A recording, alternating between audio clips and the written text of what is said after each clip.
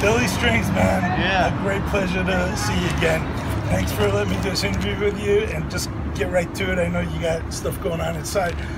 I'm Scott from Backstage View. We're here with Billy Strings in Philadelphia at the Boot and Saddle. All right, Billy, I want to just get right into it and ask you first off. I read an article you were with talking with Brian Sutton, and you were explaining how heavy metal and bluegrass have similarities. Yeah. What do you mean by that? Well, I think I just mean the way it makes me feel, you know. There's a lot of differences too, you know. There's drums and electric instruments and distortion and everything. But, you know, I think maybe hearing Foggy Mountain Breakdown for the first time back, you know, back in the early 50s or whatever, for some of those folks was probably almost like hearing Slayer or somebody, you know. For someone else, like, it's fast and intense, and there is some similarities. You played a lot of heavy metal at some point. Before switching back to bluegrass. From what I read, you were born into the bluegrass. Your dad was rocking it, got you into bluegrass, and then in high school you went away for a little bit. Yeah. You know, I just wanted to play music with people that were my age. Right. And all my friends in high school, you know, they were playing heavy metal. So I joined the band and had a blast playing that stuff. You know, and when I came back to playing bluegrass on stage and everything, I think some of that heavy metal, you know, as far as like the way we would perform and stuff, you know, we really got into the performance, and jumped around and had fun, and the audience was really participant too. So I try to bring that same vibe to a bluegrass show, you know, like let's get energetic, let's have fun, let's get this thing pumping, you know. And you certainly have blown it away. What was it, last year? I saw you down at the IBMA. You won the Momentum Award. I've seen you've won many awards in between, but you were relatively unknown to many, and suddenly you're extremely known. And let me just say this, it's a pleasure to have you on our side of the bluegrass. Now, your father was a huge influence, he said, as well. You used to jam a lot with him. You want to tell me about that? He is on your new album too. Yeah, he is. Man, he's always been an inspiration, you know.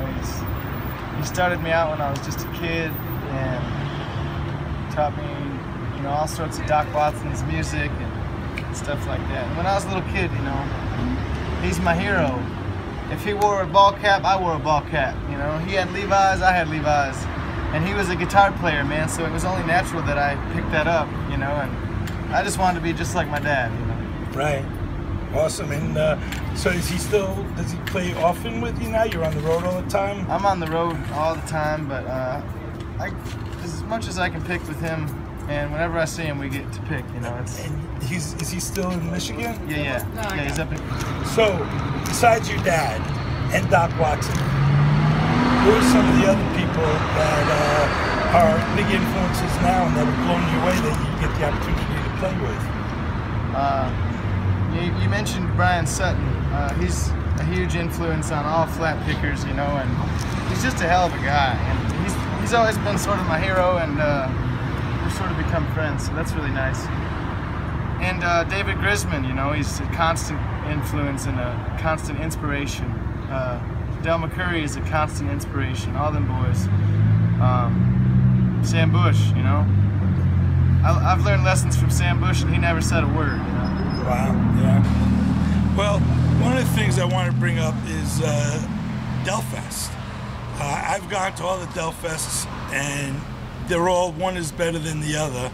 But this one, maybe because it was the last one, but I was so blown away from you, Brian, and Sierra running around as artists at large. Yeah.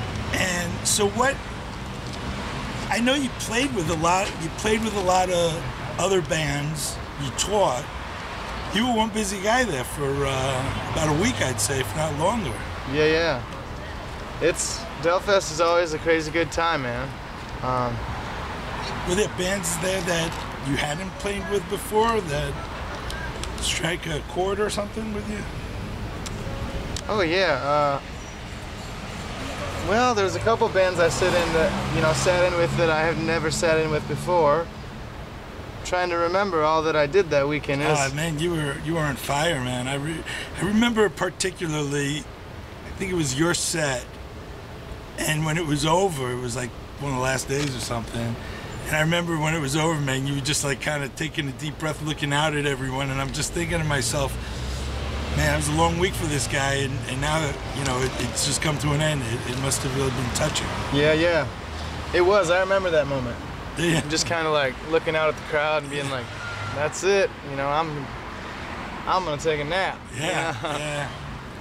But one of the things that I was reading that Bluegrass Situation article with you and Brian Sutton, and you guys were discussing, like, when you're playing, how, you know, on one level you said you rip it apart, like, especially you giving the audience what they want, but you guys are very melody driven as well.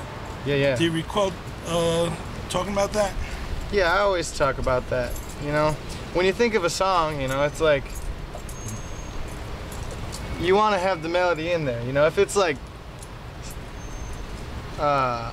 Skip to the Lou, My Darling, you know, it's like you know,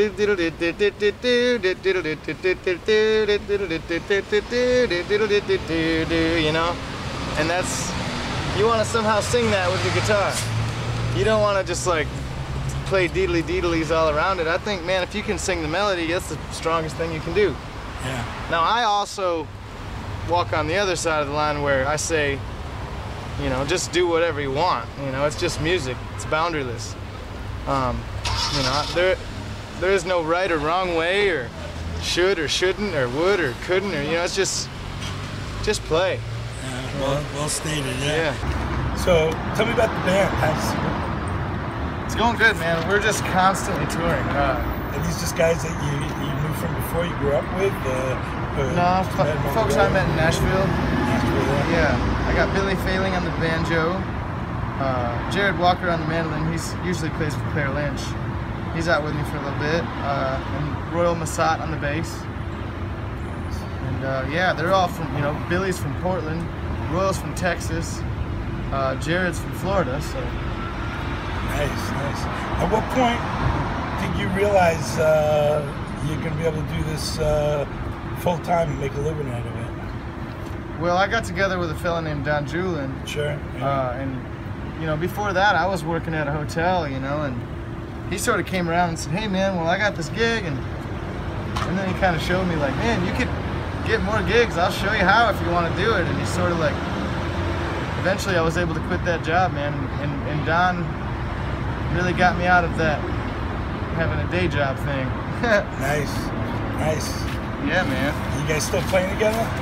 No, not too often. I haven't seen him in quite a while. Oh, all right. Well, Billy, thanks for taking the time. It was a pleasure to meet you. Thank you so much, and, man. I look forward to continuing to see you and watch you take off. As I describe you to people, a legend in the making.